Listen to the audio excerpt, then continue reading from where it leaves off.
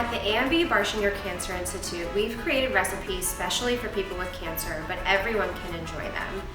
For our Mexican baked sweet potatoes, we top off the potatoes with a blend of black beans and red pepper for a colorful and nutritious mini meal.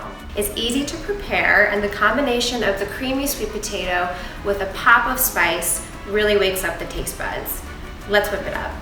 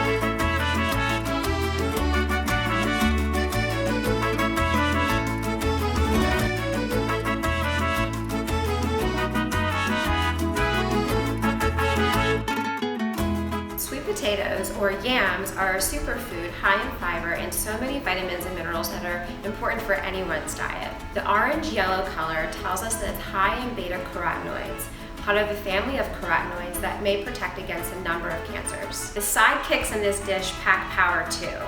Beans are rich in fiber and protein, as well as a good source of other health-promoting substances like lignans, resistant starches, and antioxidants, all which may help reduce the risk of some cancers.